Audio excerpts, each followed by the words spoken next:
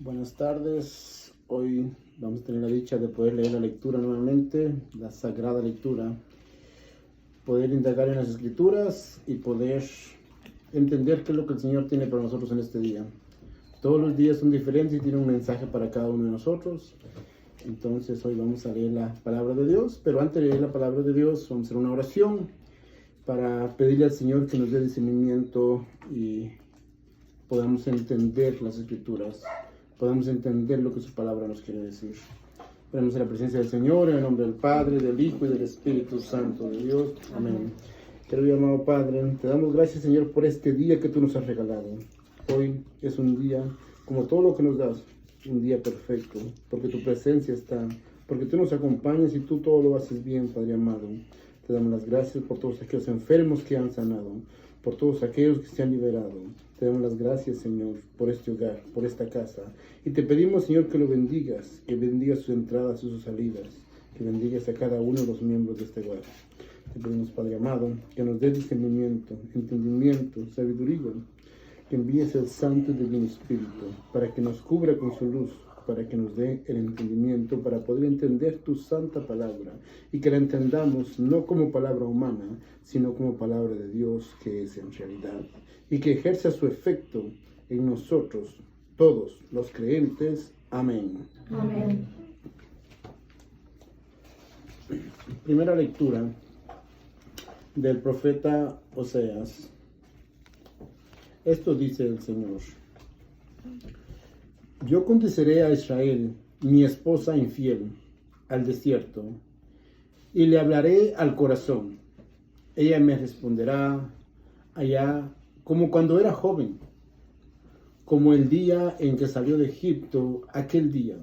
Palabra del Señor. Ella me llamará esposo mío, y no me volverá a decir Baal mío. Israel, yo te desposaré conmigo para siempre.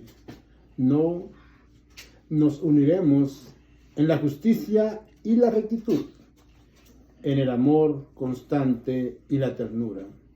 Yo te desposaré en la fidelidad, y entonces tú conocerás al Señor. Palabra del Señor. Al salmo responsorial responderemos todos: el Señor es compasivo y misericordioso. El Señor es compasivo y misericordioso. Un día tras otro, Señor, bendeciré tu nombre, y no cesará mi boca de alabarte. Muy digno de alabanza es el Señor, por ser su grandeza incalculable. El Señor es compasivo y misericordioso. Cada generación a la que sigue anunciará tus obras y proezas. Se hablará de tus hechos portentosos, del glorioso esplendor de tu grandeza. El Señor es compasivo y misericordioso. Alabarán tus maravillas y prodigios, y contarán tus grandes acciones. Difundirán la memoria de tu inmensa bondad, y alcanzarán tus victorias. El Señor es compasivo y misericordioso. El Señor es compasivo y misericordioso, lento para enojarse y generoso para perdonar. Bueno es el Señor para con todos, y su amor se extiende por todas sus criaturas. El Señor es compasivo y misericordioso. Aclamación del Evangelio. Aleluya, aleluya. Jesucristo nuestro Salvador, ha vencido la muerte y ha hecho resplandecer la vida por medio del Evangelio. Aleluya, aleluya. Proclamación del Santo Evangelio según San Mateo. Gloria a ti, Señor.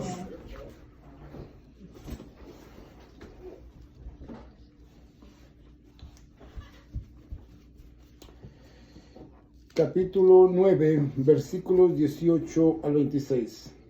Mientras Jesús hablaba, llegó un jefe de la sinagoga, se postró delante de él y le dijo: mi hija acaba de morir, pero ven, pon tu mano sobre ella y vivirá. Jesús se levantó y lo siguió, junto con sus discípulos. Mientras iba de camino, una mujer que desde hacía 12 años padecía hemorragias, se acercó por detrás y tocó el fleco de su manto, pues ella pensaba: con solo tocar su manto me salvaré. Jesús se dio vuelta y al verla le dijo: ánimo, hija, tu fe te ha salvado. Y desde aquel momento la mujer quedó sana. Al llegar Jesús a la casa del jefe, vio a los flautistas y el alboroto de la gente. Entonces les dijo: váyanse, la niña no ha muerto, sino que está dormida. Ellos se burlaban de él. Después que echaron a toda la gente, Jesús entró, tomó la niña por la mano y la niña se levantó. El hecho se divulgó por toda la región. Palabra del Señor. Hoy tenemos la dicha de escuchar esta lectura. Si vemos desde la primera lectura, nos habla de que Jesús escoge a Israel como su novia. Y el novio prometido es Jesús. Es el novio prometido. Y escoge a Israel para que sea su esposa fiel. Pero él le habla diciéndole esposa infiel. ¿Por qué le dice esposa infiel? Porque desafortunadamente el pueblo de Dios en múltiples ocasiones se ha olvidado de Dios. En múltiples ocasiones se ha alejado. Ha creído que ya no lo necesita. Porque han llegado a un lugar donde han estado bien, donde han tenido comodidades, donde han tenido abundancia. Y se han olvidado de que hay un ser supremo que es el que provee todo. Y eso nos pasa a nosotros en el hoy día. Cuando estamos necesitados, acudimos a Dios. Cuando estamos en angustia, acudimos a Dios. Pero cuando estamos bien, se nos olvida que cuando no estábamos bien, el que nos levantó fue Dios. Fue Él el que nos levantó. Fue Él el que nos dio. Fue Él el que nos socorrió. Fue Él el que nos bendijo. Y como nos bendijo, entonces recibimos la misericordia, recibimos la bondad, recibimos el amor de nuestro Padre celestial y eterno. Y se nos olvida. Y nos convertimos así, como en el pasado, infieles. Porque a la primera comenzamos a hacer cosas que no debemos. Y comenzamos a poner a Dios por un lado.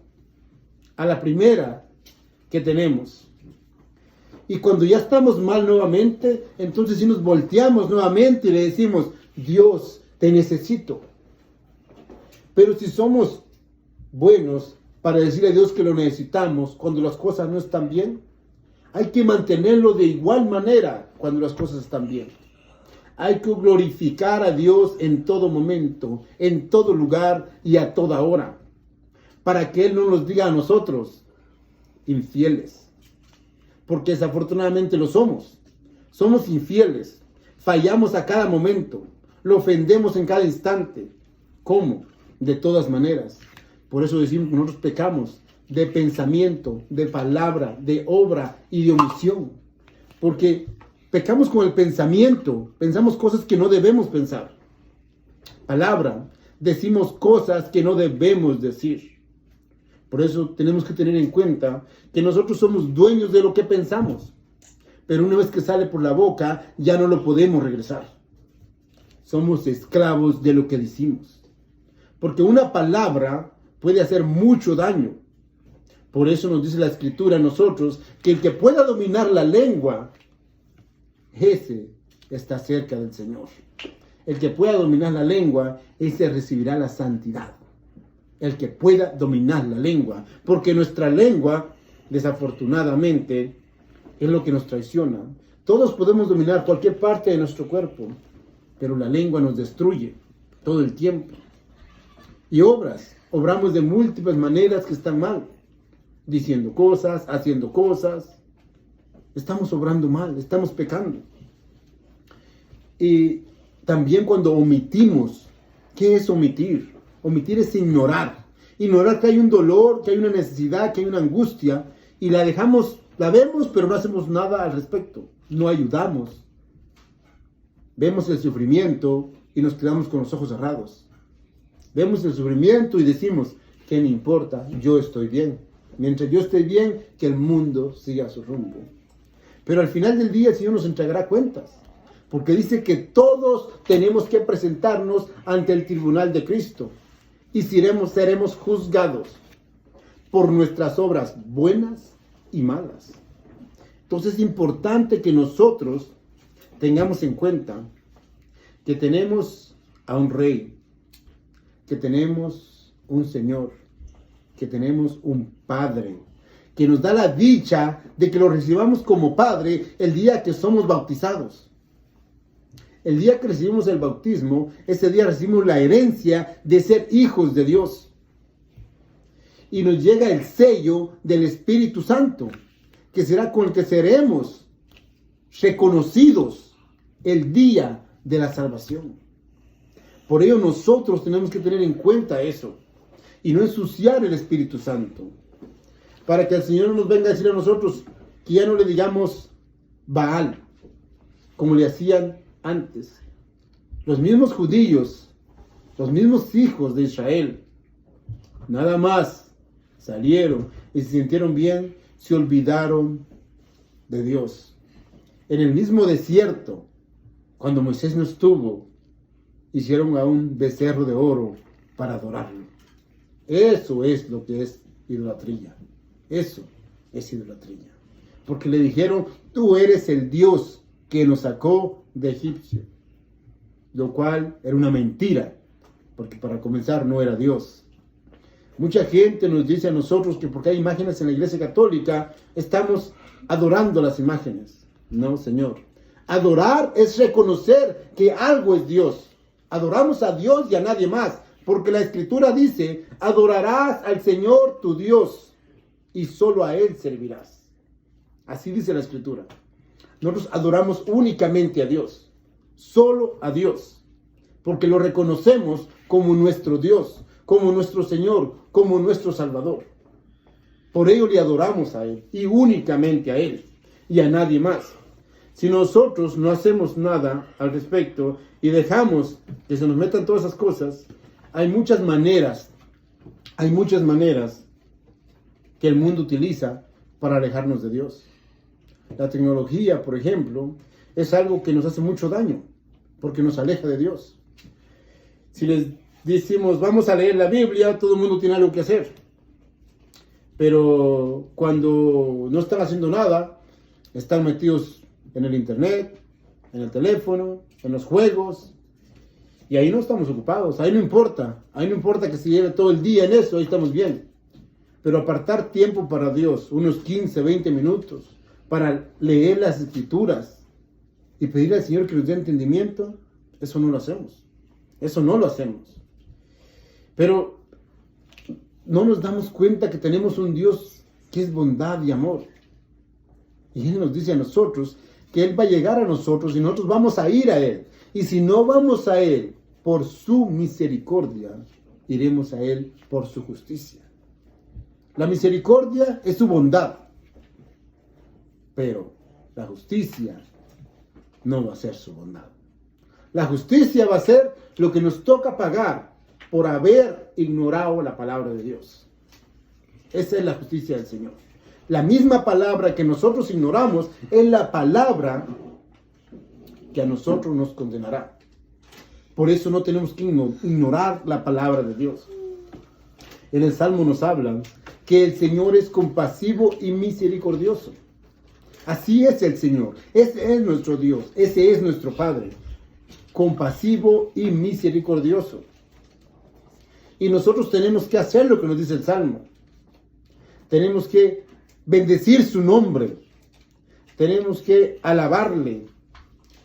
Tenemos que rendirles alabanzas al Señor. Y dice también que cada generación a la que sigue anunciará sus obras y proezas. Esa es una obligación que tenemos nosotros que hacer. Nosotros tenemos que pasarle a las futuras generaciones lo que es el Señor, qué hace el Señor, quién es el Señor y qué somos nosotros sin el Señor. Porque nosotros con el Señor tenemos vida y vida en abundancia. Pero sin el Señor carecemos, porque aunque tengamos bienes, no tenemos amor, porque el amor viene de Dios, porque Dios es amor. Y si nosotros nos apegamos al mundo y queremos conseguir y dominar y conquistar al mundo, no nos damos cuenta que es el mundo el que nos hizo que nos enamoráramos de él y nos aleja de Dios. Y la palabra de Dios nos dice que maldito el hombre que confía en otro hombre y aparte su corazón de Yahvé su Dios. O sea que lo que nos está diciendo la Escritura es que si nosotros nos apegamos a algo y ponemos nuestro corazón en ese algo, entonces nos estamos maldiciendo a nosotros mismos. Si nosotros decimos, este carro lo es todo para mí, todo, ya estás diciendo que Dios no tiene lugar en tu vida. Si decimos, este trabajo lo es todo para mí, mi dinero lo es todo para mí, tú estás diciendo que tu corazón está en ello. Y si tu corazón está en ello, eso es tu Dios para ti. Y entonces te haces maldecir, porque estás quitando a Dios del lugar que le corresponde.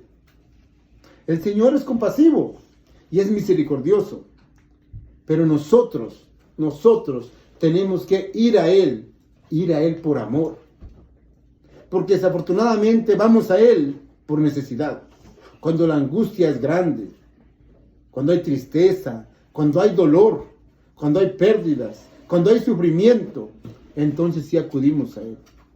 Pero ¿por qué no acudimos a Él cuando estamos bien? Porque entonces pensamos que lo tenemos todo y que no nos hace falta nada. Lo podemos tener absolutamente todo, pero si no tenemos a Dios en nuestro corazón, no tenemos nada. Porque todo lo que tengamos no nos va a llenar. Siempre vamos a buscar tener algo más. Siempre vamos a buscar algo que nos hace falta. Y vamos a andar por todo el mundo. Y cuando encontramos lo que pensamos que nos hace falta, nos damos cuenta que ya lo tenemos y que no tiene valor. Y ahora vamos a buscar otra cosa. Y no lo vamos a llevar toda la vida de esa manera. Pero más sin embargo, si vamos a un solo lugar, aunque no tengamos nada en este mundo, y si vamos a un lugar que es Dios, entonces sin tener nada ya lo tenemos todo, porque tenemos a Dios. Y Dios lo es todo, porque Dios hizo todo. Él creó todo lo que vemos, todo lo que existe, todo lo que tenemos.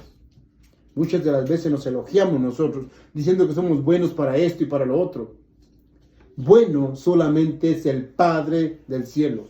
Es el único que es bueno. Nosotros, simple y sencillamente, somos humanos. Y al ser bautizados, tenemos la dicha de ser hijos de Dios. Tenemos la dicha de recibir la herencia de ser hijos de Dios.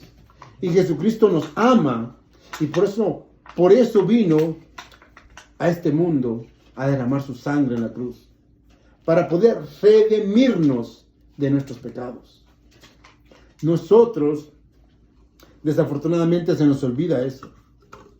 Se nos olvida cuánto Jesucristo sufrió en la cruz por nosotros, para que nosotros tengamos una oportunidad, para que nosotros tengamos una dicha de redención y poder llegar al cielo y ser una estrella que perdure por los siglos de los siglos.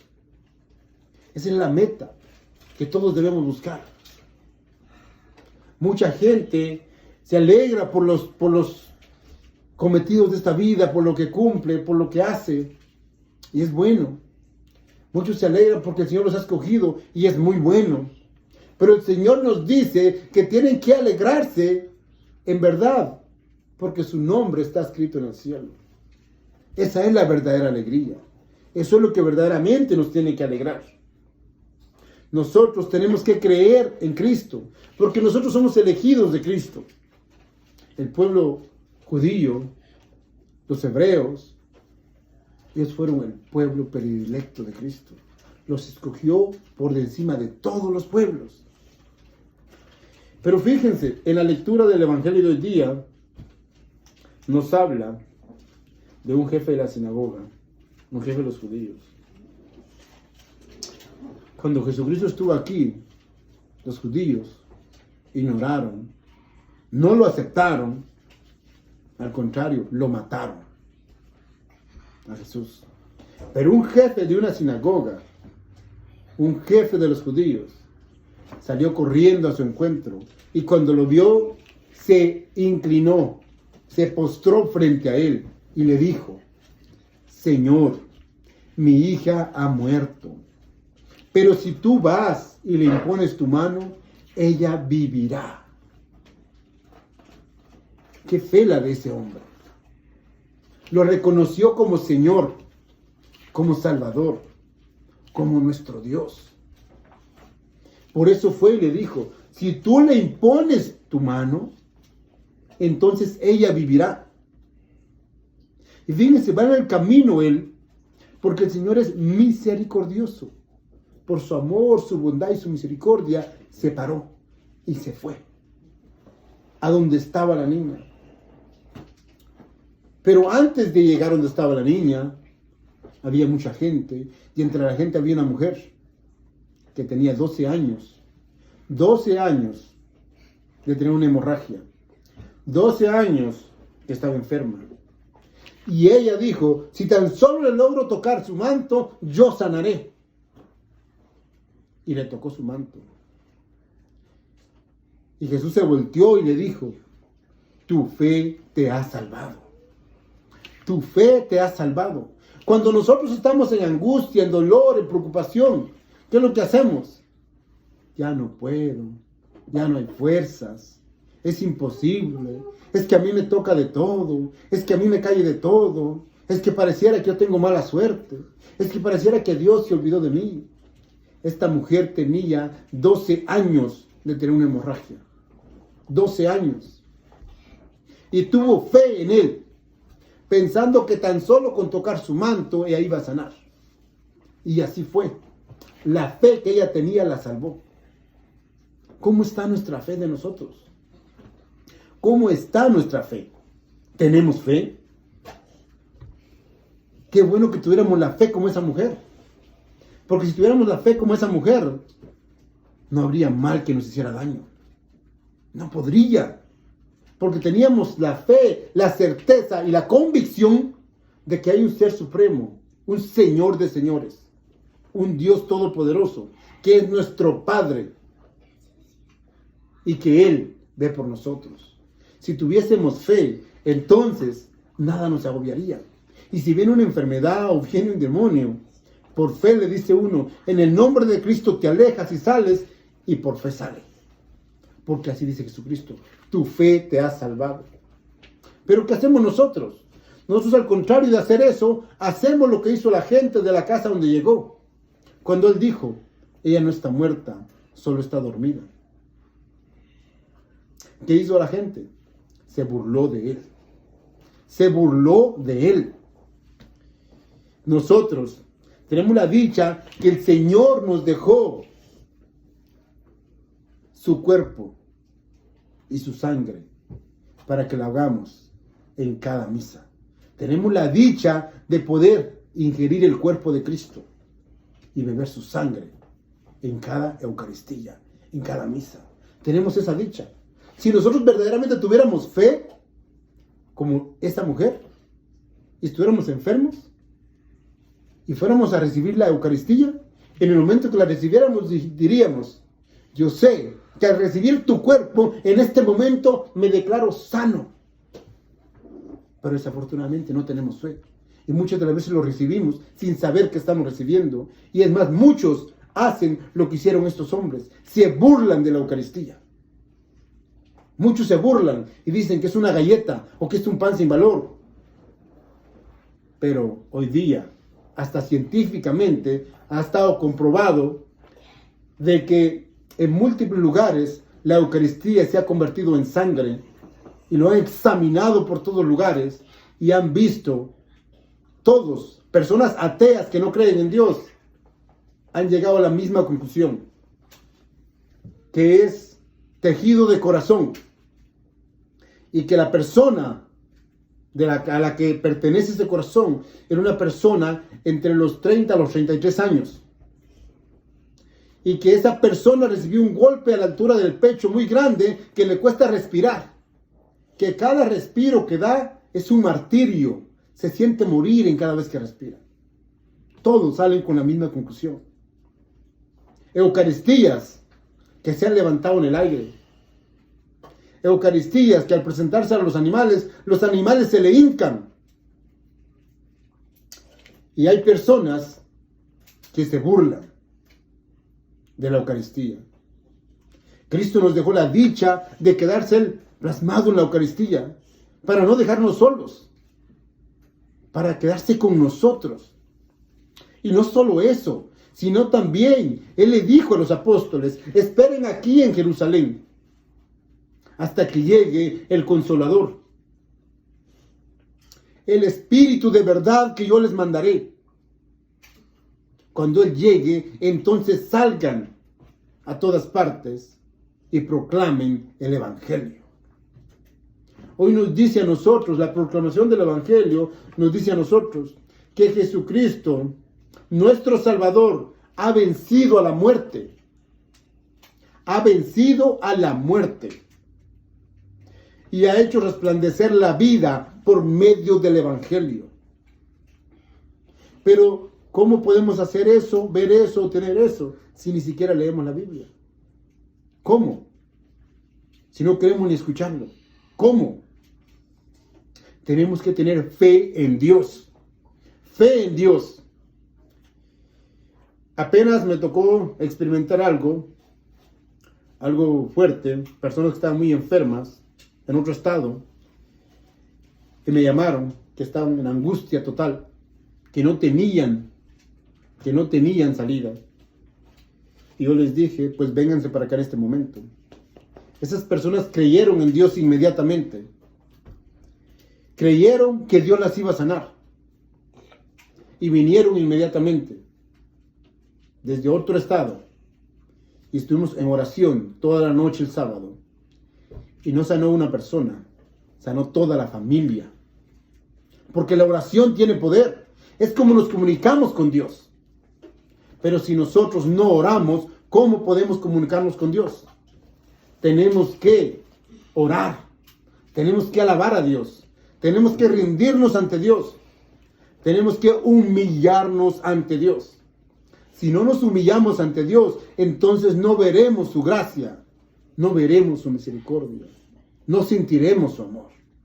Pero si nosotros nos arrodillamos, nos hincamos, nos humillamos y reconocemos quién es Él, que lo es todo, y reconocemos quiénes somos nosotros, que no somos nada, entonces el Señor sanará nuestra tierra.